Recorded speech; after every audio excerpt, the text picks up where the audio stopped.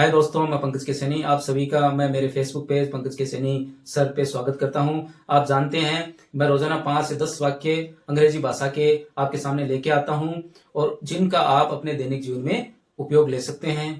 लेकिन आज से मैंने ये निर्णय लिया है कि रविवार के दिन मैं आपके सामने कोई प्रेरक प्रसंग लेके आऊंगा जो अपनी पौराणिक कथाओं से या अपने जो आदर्श व्यक्तित्व हैं उनसे जुड़ा हुआ होगा।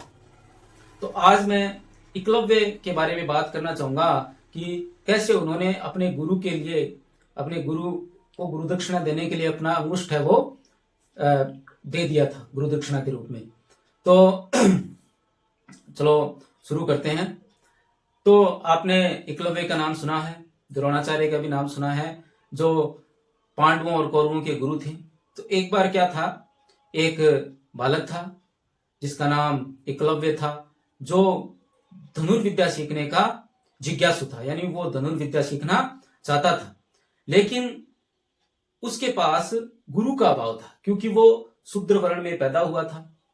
इसीलिए क्योंकि पौराणिक काल में आपको पता है कि 4 वर्ण होते थे, ब्राह्मण, क्षत्रिय, वैश्य और शूद्र। और आपको पता है कि जो आदि पुरुष था, यानी आदि पुरुष का मतलब यहाँ मनुष्य है, यानी मनु जिससे सभी लोगों की उत्पत्ति हुई है। तो ऐसी किंवदंती है, ऐसा कहा जाता है, हमारे जो पौराणिक ग्रंथ है उनमें कहा गया है कि जो ये 4 वर्ण थे उनमें जो ब्राह्मण वर्ण था उनकी जो उत्पत्ति थी वो आदि पुरुष के मुख से हुई थी।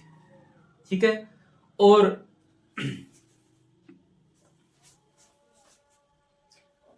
दूसरा जो वर्ण था क्षत्रिय, उनकी उत्पत्ति आदि पुरुष के भुजाओं से हुई थी। और तीसरा जो वर्ण था वो था वैश्य, जिसकी उत्पत्ति आदि पुरुष के जंघाओं से हुई थी। और चौथा जो वर्ण था शूद्र, उसकी उत्पत्ति आदि पुरुष के पैरों से हुई थी। तो इसी प्रकार जो ब्राह्मण था उसका धर्म था कि वो लोगों को शिक्षा दे। ठीक है, ठीक है। और दूसरा जो वर्ण था क्षत्रिय, उनका धर्म था कि वो लोगों की रक्षा करे, अपने देश की रक्षा करे। और तीसरा वर्ण था वैश्य, वैश्य मतलब व्यापार करने वाले। तो तीसरे वर्ण में वो आए। और चौथा वर्ण था शूद्र वर्ण, जिसका काम था इन तीनों वर्णों की सेवा करना। तो पौराणिक काल में आपको पता है कि ऊपर वाले जो 2 वर्ण थे, ब्राह्मण और क्षत्रिय, इनको ही क्या थी, शिक्षा लेने की, वो शिक्षा लेने का अधिकार था या शिक्षा लेना उनका धर्म था। बाकी जो 2 वर्ण थे वैश्य और शूद्र, उनको शिक्षा लेने का अधिकार नहीं था। तो वो जो बालक था एकलव्य, वो क्या करता है, अपने मतलब वो भ्रमण के लिए जाता है। उसको फिर पता चलता है, इधर उधर घूमता है कि भाई मैं धनुर्विद्या सीखूंगा। तो फिर ऐसा करते करते उसे पता चलता है कि द्रोणाचार्य जो पांडवों और कौरवों के गुरु हैं, वो शस्त्र और अस्त्र की विद्या देते हैं। तो वो उनके पास जाता है टहलते टहलते। तो वो उनके सामने जाता है और गुरुजी को प्रणाम करता है कि गुरुजी प्रणाम। और फिर गुरुजी भी उनको आशीर्वाद देते हैं कि तथास्तु, कि बताओ बालक तुम यहाँ किस लिए है। तो वो बताते हैं, एकलव्य है, वो द्रोणाचार्य जी को बताता है कि गुरुजी मेरा नाम एकलव्य है और मैं धनुर्विद्या सीखना मेरा नाम एकलव्य है और मैं धनुर्विद्या सीखना चाहता हूं। तो फिर द्रोणाचार्य जी पूछते हैं कि भाई तुम अपना पूरा परिचय बताओ कि तुम्हारी पृष्ठभूमि क्या है, तुम्हारी पारिवारिक पृष्ठभूमि क्या है। कि भाई मैं शूद्र वर्ण से आता हूं और मेरी इच्छा है, मेरी जिज्ञासा है कि मैं धनुर्विद्या सीखूं। तो फिर द्रोणाचार्य जी कहते हैं कि अच्छी बात है कि तुम्हारी जिज्ञासा है, इच्छा है, तुम धनुर्विद्या सीखना चाहते हो और धनुर्धर बनना चाहते हो। लेकिन मैं क्षमा चाहूंगा कि सिर्फ क्षत्रिय और ब्राह्मण 2 को ही अस्त्र और शस्त्र संबंधी विद्या लेने का धर्म है या उनका अधिकार है। तुम्हारा जन्म धनुर्विद्या सीखने के लिए नहीं हुआ है, यानी किसी भी अस्त्र और शस्त्र का ज्ञान लेने के लिए नहीं हुआ है। तुम्हारा जो जन्म है वो सिर्फ लोगों की सेवा करने के लिए हुआ है, जो अन्य जो 3 वर्ण है उनकी सेवा करने के लिए हुआ है। तो इसलिए मैं तुम्हें धनुर्विद्या नहीं सिखा सकता। तो फिर वो क्या करता है, वहां से चला जाता है निराश और हताश होके। लेकिन उसने अपने मन में दृढ़ प्रतिज्ञा कर रखी थी कि मुझे धनुर्धारी बनना है। और फिर वो क्या करता है, वहां से निकल पड़ता है। और फिर वो सोचता है, लेकिन वो ऐसा हार नहीं मानता, वो वहां से निकल जाता है। और बाद में वो क्या करता है, अपना जो रहने का जो स्थान होता है, या जो अपना गंतव्य स्थान होता है, जहां पे वो रहता है, अपना घर होता है, वहां पे क्या करता है, वो ऐसा करता है कि द्रोणाचार्य जी की प्रतिमा बनाता है और उनके सामने रोजाना क्या करता है, अभ्यास करता है। रोजाना अभ्यास करता है और एक अच्छा धनुर्धर बन जाता है। आपको पता है कि रहीमदास जी का दोहा है कि करत करत अभ्यास जड़ मति होत सुजान, रसरी आवत जावत है सिर पर पड़त निशान। यानी व्यक्ति जब बार बार अभ्यास करता है तो वो उसमें पारंगत हो जाता है, चाहे वो मूड बुद्धि जड़ बुद्धि ही क्यों ना। तो आप देख सकते हैं कि अब वो बार बार अभ्यास करता, अच्छा धनुर्धर बन जाता है। अब मैं रहीमदास जी का दोहा है उसका अर्थ बताना चाहूंगा कि करत करत अभ्यास जड़मति होत सुजान। यानी व्यक्ति बार बार अभ्यास करने से कोई भी जड़मति यानी जड़ बुद्धि वाला व्यक्ति भी क्या बन जाता है, सुजान बन जाता है, विद्वान बन जाता है, ज्ञानवान बन जाता है। किस प्रकार, जिस प्रकार हम कुएं से पानी निकालते हैं ना, तो वो जो भून होता है उसके ऊपर जो रस्सी घूमती है, वो जैसे जैसे चलती है तो उसके आगे एकदम क्या होती है, सिल होती है या पत्थर की जो भी है, उसके बार बार जो वो रगड़ी जाती है, घिसी जाती है, तो वहां पे निशान पड़ जाता है। तो वैसे ही व्यक्ति अगर बार बार अभ्यास करता है तो उससे क्या बन जाता है, वो बुद्धिमान बन जाता है, उस चीज में वो पारंगत हो जाता है। तो अगर आपको भी किसी लक्ष्य आपने अपना निर्धारित कर रखा है तो आप उसका बार बार अभ्यास करते रहे, एक ना एक दिन आपको सफलता जरूर मिलेगी। तो फिर वो क्या करता है, एकदम धनुर्धर बन जाता है एकदम अच्छी तरह से। तो फिर क्या करता है, एक दिन वो जंगल में अभ्यास करता है धनुर्विद्या का। तो जैसे ही वो अभ्यास कर रहा होता है तो एक कुत्ता है वो जोर जोर से भौंकने लग जाता है उसके पास। अब वो कुत्ता जोर जोर से भौंकता है तो उसकी जो एकाग्रता है वो क्या होती है, भंग होती है, एकाग्रता भंग होती है। इसी कारण वो अपना अभ्यास नहीं कर पा रहा। फिर वो क्या करता है, अपना जो बाण होता है या जो अपना जो धनुष होता है उस पर बाण को चढ़ाकर और वो प्रत्यंचा को खींचता है और खींचते हुए उसका मुख है वो बांध देता है उसे। तो उसी समय क्या होता है, जो द्रोणाचार्य हैं और उनके जो शिष्य हैं अर्जुन, भीम और दुर्योधन, युधिष्ठिर, ये 4-5 शिष्य उनके साथ जाते हैं, आते हैं, गुजरते हैं वहां से। तो वो देखते हैं कि एक कुत्ता है, उसका जो मुख है वो किसी तीर से बिंदा हुआ है, मतलब बंद किया हो, वो भौंक रहा है लेकिन अब भौंक नहीं पा रहा है।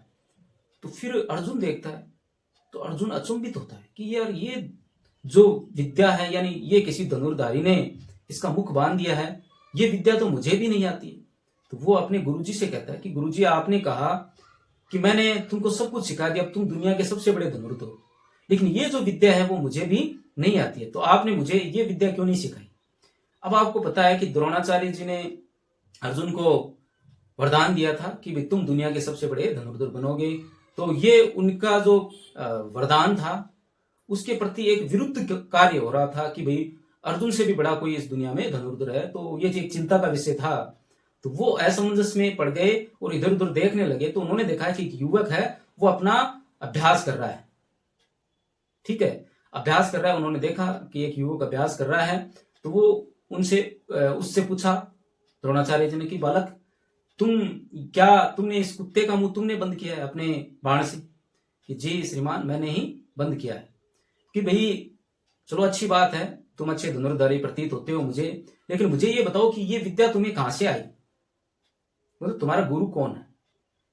कि मैं आपको यहाँ पे नहीं, फिर वो एकलव्य है वो उनसे कहता है कि भाई मैं यहाँ पे नहीं बता सकता, मैं आपको मेरा जो स्थान है जहां पे मैं रहता हूं, मेरा जो घर है वहां पे लेके जाऊंगा और वहीं पे बताऊंगा कि मेरा गुरु कौन है।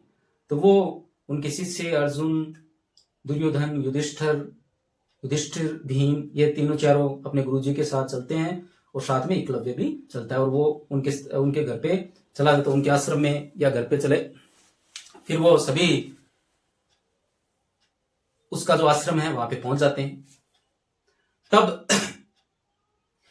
वहां पे जाकर और वो जो प्रतिमा उसने बनाई थी और उसके सामने वो रोजाना धनुर्विद्या का अभ्यास करता था, उसकी ओर इशारा करके कहा कि भाई ये मेरे गुरुजी हैं, मैंने इनसे ही ये शिक्षा ग्रहण की है। तो फिर द्रोणाचार्य अचंभित हुए, ये तो भाई मेरी प्रतिमा है। तो उन्होंने कहा कि ये तो मेरी प्रतिमा है, मैंने तो तुम्हें सिखाया नहीं, ये प्रतिमा से तुमने कैसे सीखा। तब वो पुरानी जो कथा थी या पुरानी जो बात थी कि आपको याद नहीं है, शायद आप भूल गए हैं, एक बार मैं आपके पास धनुर्विद्या सीखने आया था, लेकिन आपने मेरे वर्ण की वजह से, यानी मैं शूद्र वर्ण से हूं, इसलिए आपने मना कर दिया था। इसलिए मैंने उस दिन से आपको अपना गुरु मानकर, क्योंकि गुरु के बिना ज्ञान नहीं है, तो मैंने आपको अपना गुरु माना और गुरु मानकर मैंने आपकी प्रतिमा बनाई और उस प्रतिमा के सामने मैं रोजाना अभ्यास करता रहा और उससे मैं एक पारंगत धनुर्धर बन गया। अब वो मतलब आप मानेंगे नहीं कि एकलव्य है, वो अपनी दृढ़ता के साथ, अपने संकल्प के साथ वो एक दुनिया का सबसे बड़ा धनुर्धर बन गया था। लेकिन फिर द्रोणाचार्य के मन में विचार आया कि अगर ये दुनिया का सबसे बड़ा धनुर्धर बन गया तो मेरा जो शिष्य है अर्जुन, उसको मैंने कहा है कि तुम दुनिया के सबसे बड़े धनुर्धर बनोगे, तो वो जो मेरा वरदान है वो फिर सही साबित नहीं होगा। तो फिर उन्होंने एक युक्ति सोची कि चलो ऐसा करते हैं, क्योंकि उसने मुझे गुरु माना है और गुरु जब शिक्षा देता है तो शिष्य का ये धर्म होता है कि वो उसे कुछ ना कुछ गुरु दक्षिणा के रूप में दे। तो फिर द्रोणाचार्य जी ने उनसे क्या मांग लिया कि भाई चलो अच्छी बात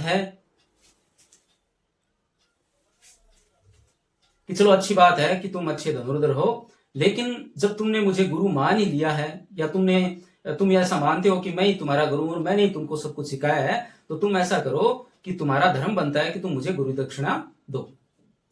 तो वो क्या करता है कि फिर वो कहता है कि ठीक, पहले तो सोचता है, फिर कहता है ठीक है गुरुजी, आप कहेंगे मैं मेरा सब कुछ देने के लिए तैयार हूं, कि जब आपने ये मान लिया है कि मैं आपका शिष्य हूं तो मैं मेरा सब कुछ देने के लिए आपको तैयार हूं।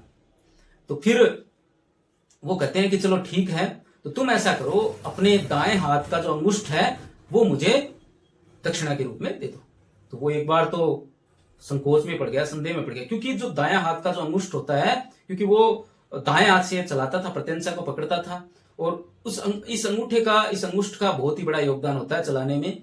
तो उसने पहले तो सोचा कि भाई मैं धनुर्विद्या इतनी मेहनत की है, नहीं मतलब आगे इतनी मेहनत से मैंने सीखा है और मेरी जिज्ञासा थी, लेकिन मैं आगे धनुर्विद्या नहीं कर पाऊंगा। लेकिन बाद में उसने अपने गुरु को सब कुछ समझा और उनके सामने अपना जो अंगुष्ठ है वो काट कर दे दिया, निसंकोच, यानी कोई भी संकोच उसके अंदर नहीं आया कि भाई मैं मेरा अंगुष्ठ क्यों दूं, लेकिन उसने दे दिया।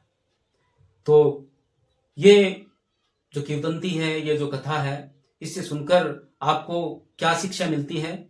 अगर आपको क्या कुछ शिक्षा मिली है तो वो कमेंट बॉक्स में बताएं कि भाई ये बात सही है या गलत है, कि द्रोणाचार्य जी को उसका अंगुष्ठ लेना चाहिए था या नहीं लेना चाहिए था, या द्रोणाचार्य जी को उसको शिक्षा देनी चाहिए थी या नहीं देनी चाहिए थी। अगर शिक्षा नहीं दी थी तो कम से कम उसका अंगुष्ठ तो नहीं लेना चाहिए था।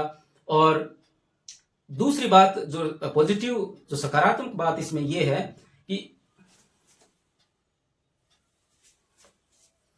सकारात्मक बात इसमें यह है कि भाई आज आधुनिक युग में हम देखते हैं, अगर कोई भी गुरुजी अपने शिष्य को पढ़ाता है तो वो पढ़ते हैं, तब तो मान लो वो ऐसे उसका मान सम्मान करते हैं, लेकिन बाद में जब वो वहां से निकल जाते हैं और काफी दिनों के बाद मिलते हैं तो उनका सही रूप से सम्मान नहीं कर पाते, क्योंकि एक अहम की भावना, एक अहंकार की भावना शिष्यों के अंदर आ जाती है कि भाई ये अब कौन है, या हम इनसे बड़े हो गए, ऐसा मानने लग जाते हैं। लेकिन मेरा ये मानना है कि व्यक्ति कोई भी हो, चाहे वो छोटा हो बड़ा हो, अगर उसने हमें कहीं ना कहीं कुछ सिखाया है, ज्ञान दिया है, तो उसका हमें हमेशा सम्मान करना चाहिए। ये जरूरी नहीं है कि आप उनका चरण स्पर्श करो, लेकिन आप अभिवादन कर सकते हो। और ये भी शिक्षा मिलती है कि भाई आपको अंगुष्ठ देने की आवश्यकता नहीं है, बस आप उसका मान सम्मान करें, आदर करें, और जब भी मिले आप उनको मतलब प्रणाम करने की भी जरूरत नहीं है। अगर आप उसको अच्छी तरह से प्रेम से अगर बातचीत करेंगे, अपने आप के बारे में बताएंगे, तो भी वो खुश हो जाएंगे। और गुरु की तो मतलब जो गुरु होता है उसकी तो सफलता उसी में है कि जब उसका पढ़ाया हुआ शिष्य जब आगे जाके मतलब सफल हो जाता है, तो उसे कहीं ना कहीं ये खुशी होती है कि मेरा पढ़ाया हुआ आज वो बन गया। तो ये होता है कि भी मैं नहीं बन पाया लेकिन मेरा शिष्य बन गया। तो हमेशा उसके जो माता पिता होते हैं उनसे कहीं ज्यादा खुशी गुरु को होती है। तो आज के लिए इतना पर्याप्त है। अगले रविवार को हम फिर किसी प्रसंग के साथ मिलेंगे हैं। जय हिंद, जय भारत।